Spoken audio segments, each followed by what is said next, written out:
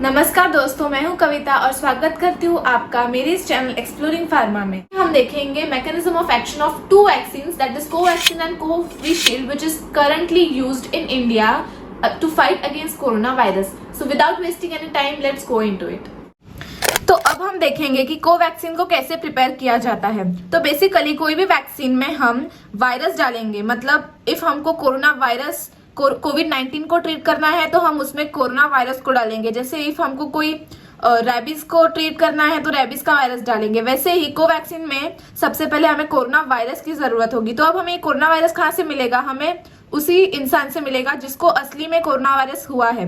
तो basically first process क्या होता है कि ये जो India's national institute of virology है, NIV, वो ह्यूमन बॉडी के लंग्स में से सेल को आइसोलेट करते हैं जिसमें कोरोना वायरस प्रेजेंट है और इसको लैब में लेके आते हैं। लैब में आने के बाद आपको जैसे पता है कि ये कोरोना वायरस का स्ट्रक्चर है। ये जो पिंक पोर्शन है ये स्पाइक प्रोटीन है और ये जो ब्लू कॉइल्ड पोर्शन है ये है RNA, क्योंकि हमको पता है कि कोरोना वायरस के पास RNA होता है, तो ये RNA का जीन है।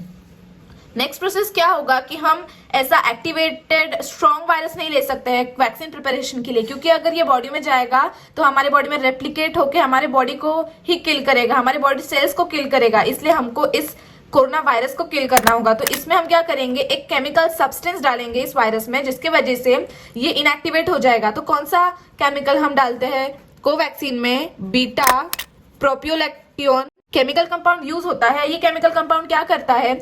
ये केमिकल कंपाउंड हमारे कोरोना वायरस के अंदर जाके उसके जीन के साथ बाइंड हो जाएगा इस तरीके से और वो उस कोरोना वायरस के जीन को इनएक्टिवेट कर देगा। तो ये है inactivated gene of corona virus. अब इस इनएक्टिवेटेड वायरस मतलब जो हाफली डेड है, जो बॉडी में जाने के बाद रेप्लिकेट नहीं हो सकता, कैन नॉट रेप्लिकेट, इसमें हम टाइनी अमाउंट ऑफ एडजुवेंट क्या करेंगे? ऐड करेंगे। कौन सा एडजुवेंट ऐड करेंगे? Aluminium based compound. ये दोनों को मिक्स करने के बाद जो हमारे पास होगा वो होगा Covaxin, which is also called as BBV152।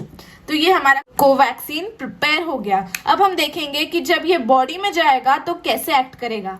तो जब हम वैक्सीनेट होते हैं तो ये जो वैक्सीन है उसको हम आर्म के थ्रू इंट्रामस्कुलरली देते हैं। तो ये वैक्सीन हमारे बॉडी में अब इंजेक्ट हो चुका है। तो आगे वो क्या करेगा वो प्रोसेस देखते हैं। तो ये वायरस है जो इनएक्टिवेटेड है और ये सेल्स है, ये बॉडी का सेल है। तो जब कोई भी वायरस या वैक्सीन के फॉर्म में वायरस जब बॉडी में एंटर होगा तो हमारे बॉडी के सेल्स को पता चल जाएगा कि एक फॉरेन सब्सटेंस जो हमारे बॉडी के लिए फॉरेन है, मतलब बॉडी के लिए अच्छा नहीं है, बाहर का है, तो वो सेल्स क्या करेंगे? उस वायरस को अपने अंदर एनगल्फ, अपने अंदर लेने की कोशिश करेंगे ताकि वो उसको डिस्ट्रॉय कर पाए।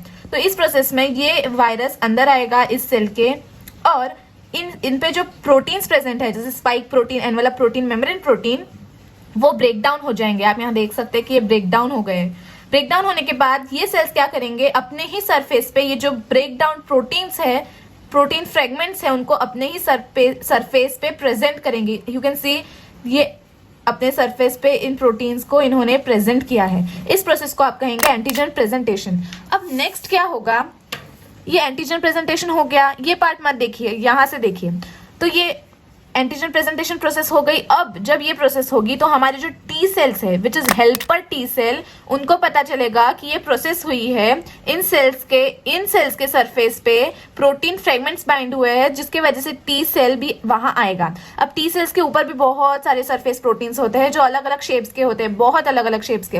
उसमें से एक ऐसा सरफेस प्रोटीन जो इस प्रोटीन के शेप को मैच करे, वैसा प्रोटीन जाके इस फ्रेगमेंट को बाइंड हो जाता है। जब वो जाके बाइंड हो जाएगा तो हेल्पर टी सेल भी एक्टिवेट हो जाएगा। आप देख सकते हो, this is activated T cell, this is activated T cell.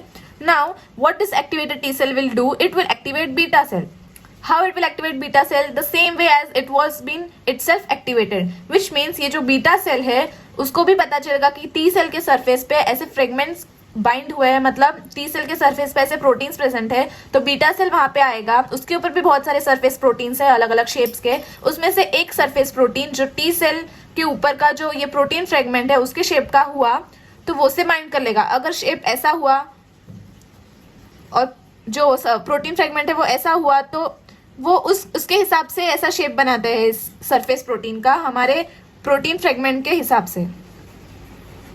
तो यहाँ पे जैसे प्रोटीन का शेप ये था तो बीटा सेल ने ये शेप बनाया। अब बीटा सेल आगे क्या करेगा, वो एंटीबॉडीज प्रोड्यूस करेगा। एंटीबॉडीज क्यों बनाएगा, अब ये हो गया बीटा सेल का प्रोसेस कि उसने यहाँ पे ये एंटीबॉडीज अपने सरफेस पे बना लिए, ये पिंक कलर के वाई शेप के एंटीबॉडीज उसने बना लिए। अब एक सेल तो हमारा हमने पहले देखा जो एनगल्फ हो गया था, ऐसा ही अगर दूसरा इनएक्टिवेटेड वायरस यहाँ पे आएगा तो बीटा सेल उसके प्रोटीन्स के साथ बाइंड हो जाएगा। You can see this are proteins of inactivated corona virus, जिसको ये बीटा सेल के एंटीबॉडी ने बाइंड कर लिया है, जिसके वजह से अब क्या होगा, ऐसे पूरे प्रोटीन्स को ये बीटा सेल कोरोना वायरस के पूरे प्रोटीन्स को बाइंड कर लेगा, जिसके वजह से इसके प्रोटीन्स अवेलेबल ही नहीं रहेंगे जाके लंग्स में। जो टाइप 2 सेल्स होते हैं एल्वियोली में, उनके ऊपर जो ACE2 रिसेप्टर होगा उसके साथ जाके बाइंड ही नहीं होंगे। अगर बाइंड ही नहीं होंगे तो आगे का फंक्शन यानी कि रेप्लिकेशन और बॉडी को वो इन्फेक्ट नहीं कर पाएगा वायरस। और इस पूरे प्रोसेस में हमारे बॉडी में immunity which means antibody produce होंगे, जो हमारे बॉडी को बताएगा कि अगर आगे कभी भी आपको सेम वायरस ने इन्फेक्ट किया तो आपको और स्ट्रॉन्ग इम्यूनिटी प्रोड्यूस करना है। ये कौन बताएगा, हमारे बॉडी में स्पेशल मेमोरी बी सेल्स होते हैं जो बताते हैं कि एक बार तो हमने उस वायरस के लिए ऐसा एक्शन किया, पर जब नेक्स्ट टाइम वो वायरस आएगा तो हम और स्ट्रांगली उससे लड़ेंगे। ये मेन फंक्शन होता है वैक्सीन का, हमारे बॉडी में एंटीबॉडी प्रोड्यूस करना। अब हम देखेंगे प्रिपरेशन ऑफ कोविशील्ड। कोविशील्ड में क्या करेंगे, सबसे पहले हम हमारे कोरोना वायरस को लेंगे, कोरोना वायरस आइसोलेट करेंगे उस ह्यूमन से जिसमें कोरोना वायरस हुआ है, जिसकी प्रोसेस मैंने आपको पहले ही बता दी। तो ये कोरोना वायरस है हमारे पास, जिसके ऊपर ये स्पाइक प्रोटीन है और जिसके पास जीन है, RNA जीन है। उसमें उस जीन में एक ऐसा पार्ट है, ये जो डार्क ब्लू कलर है वो एक ऐसा पार्ट है जो स्पाइक प्रोटीन को कोड कर रहा है। मतलब जब वो ह्यूमन बॉडी में जाएगा और उसका जीन जब ह्यूमन बॉडी के सेल में जाएगा तो हमारे सेल को ये जीन इंस्ट्रक्ट करेगा कि आप स्पाइक प्रोटीन बनाओ। ऐसा जीन हम क्या कर लेंगे, कट कर लेंगे। ये जीन ऑफ इंटरेस्ट है, हमको ये जीन चाहिए, तो हमने कोरोना वायरस में से ये जीन ले लिया। अब यहाँ पे देखेंगे ये है एडिनो वायरस। एडिनो वायरस क्या है, ये एक ऐसा वायरस है जो चिंपैंजी में कोल्ड कॉज करता है।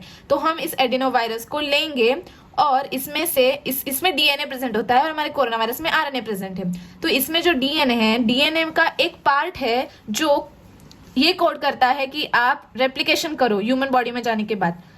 तो हमको वो जीन निकाल देना है, क्योंकि ये एडिनो वायरस हमारे बॉडी में जाएगा तो वो हार्मफुल है ना बॉडी के लिए, हमको उसको हार्मफुल नहीं करना है। इसलिए हम उसके DNA में से वो जीन निकालेंगे जो रेप्लिकेशन के लिए जरूरी है। तो हमने ये dark green colour light green colour से सेपरेट कर दिया, मतलब वो जीन निकाल दिया। अब यहाँ पे एक इनएक्टिवेटेड एडिनो वायरस है जो बॉडी में जाएगा तो वो बॉडी के लिए हार्मफुल नहीं होगा। यहाँ से हमने कोरोना वायरस का वो जीन ले लिया जो स्पाइक प्रोटीन को कोड करता हो।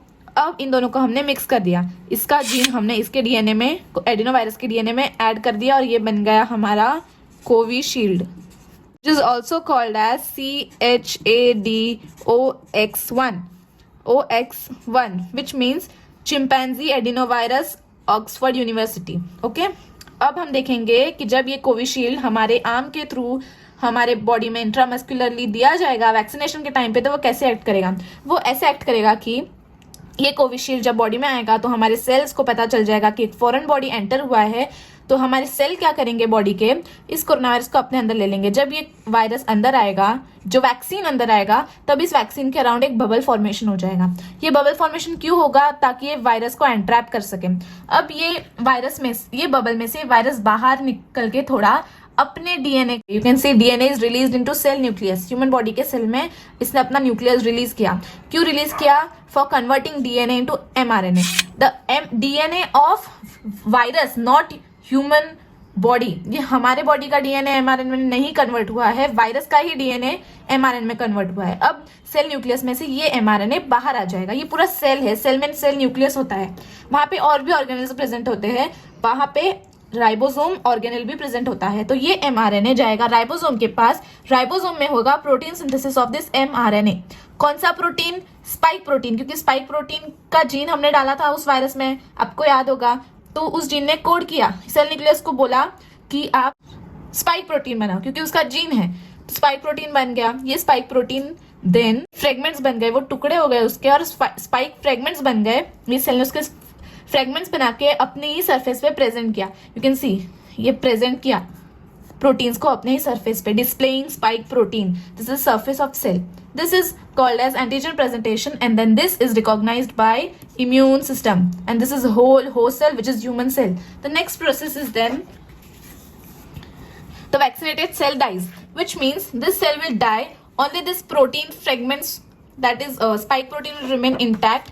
जो क्या करेंगे, जो प्रोटीन फ्रेगमेंट्स है देन दूसरे सेल को, मीन्स जो डेंड्रिटिक सेल आप बोल सकते हो एज एन एग्जांपल, उस पे जाके बाइंड होगा एंड देन हमारे कोवैक्सीन में जैसा सेम ये वायरस ने किया था, अंदर एनगल्फ किया था इस सेल ने इस वायरस को, वैसे ही इस फ्रेगमेंट्स को इस सेल ने एनगल्फ किया, इसका आप देख सकते हो यहाँ पे, डिस्ट्रॉय करने की कोशिश की और अपने सेल पे प्रेजेंट किया। सेम प्रोसेस है कोवैक्सीन में, कोविशील्ड में, बस यहाँ पे पूरा इनएक्टिवेटेड वायरस होता है, यहाँ पे प्रोटीन फ्रेगमेंट्स होते हैं, ठीक है। और देन सरफेस पे बाइंड किया उसने, टी सेल को एक्टिवेट किया, हेल्पर टी सेल एक्टिवेट हुए, देन उन्होंने एक्टिवेटिंग किसको एक्टिवेट किया, बीटा सेल को एक्टिवेट किया। अब जब बीटा सेल एक्टिवेट होगा तो क्या होगा, एंटीबॉडी प्रोड्यूस होगा, एंटीबॉडी प्रोड्यूस हुआ। अब यहाँ पे जैसे इनएक्टिवेटेड कोरोना वायरस आया था, वैसे यहाँ पे वैक्सीनेटेड सेल आएगा। ये जो सेल है, एक सेल तो पूरा डिस्ट्रॉय हो गया, उसने सिर्फ फ्रेगमेंट्स दिया, ऐसे ही और एक वैक्सीनेटेड सेल यहाँ आया जिसके ऊपर ये प्रोटीन फ्रेगमेंट्स बने हैं, क्योंकि उसमें जीन था ना जो कोड कर रहा था कि स्पाइक प्रोटीन बनाओ। जब इसने ये स्पाइक प्रोटीन बनाया और